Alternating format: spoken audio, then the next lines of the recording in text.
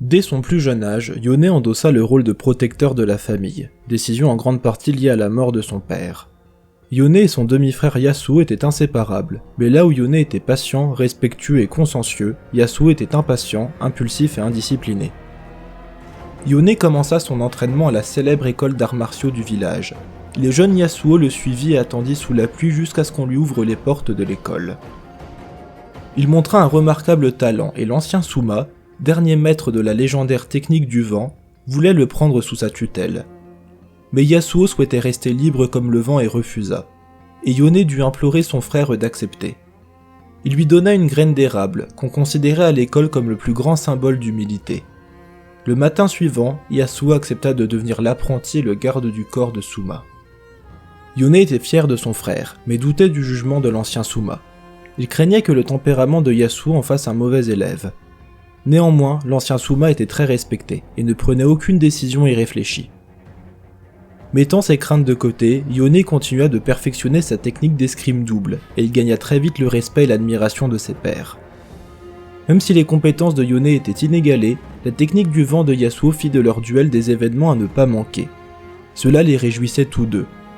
Cette joie fut hélas de courte durée. La guerre éclata à Ionia. Yone était parti aux côtés de nombreux autres Ioniens pour repousser les envahisseurs noxiens, et Yasuo resta à contre-cœur en arrière, étant obligé de protéger l'ancien Suma. Lorsque Yone revint du champ de bataille, il apprit que l'ancien Suma avait été assassiné par une technique du vent, et que Yasuo s'était enfui. Yone fut dévasté, ses craintes s'étaient réalisées et l'ancien Suma s'était trompé. Yone rejeta la faute sur lui-même. Si c'était Yasuo qui avait assassiné Suma, alors Yone avait été incapable de lui enseigner la justice. Si Yasuo avait seulement abandonné son poste et ainsi causé la mort de son maître, alors Yone avait échoué à lui apprendre la discipline. Dans tous les cas, Yasuo avait déjà tué plusieurs des élèves qui étaient partis le traquer, et pour Yone, leur sang tachait autant ses mains que celles de son frère. Il prit donc la décision de partir à la poursuite de Yasuo. C'est à ce moment-là qu'un Asakana se mit à traquer Yone, se nourrissant de sa rancœur et de sa colère. Yone finit par retrouver Yasuo, mais les techniques de vent furent supérieures aux techniques d'escrime double, et Yasuo finit par tuer son frère. Mais la mort n'était pas la fin pour Yone. Il se réveilla au royaume spirituel, et le poids de son échec l'écrasa, et il laissa libre cours à sa colère et à sa frustration.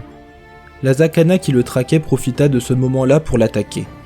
Yone se défenda comme il put, mais de nouveau la magie surpassa ses techniques d'escrime double. Submergé par la colère, il s'empara du sabre de l'Asakana et le pourfendit avec. La dernière chose qu'il entendit avant de se faire à nouveau happer par les ténèbres fut le rire sombre de l'Asakana. Yone se réveilla dans le royaume physique.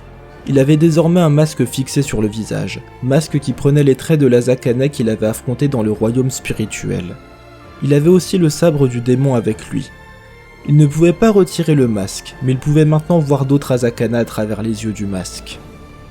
Avec le temps, Yone finit par découvrir qu'en connaissant son nom, on peut réduire un Asakana à l'état de masque inerte personnifiant une émotion. Néanmoins, Yone ne peut prédire si ou quand l'Asakana qu'il porte va se réveiller pour le consumer. Yone traque désormais les Asakana pour tenter d'en apprendre plus sur ce qu'il est devenu. Et dans les moments de calme, il peut sentir l'esprit du masque s'agiter.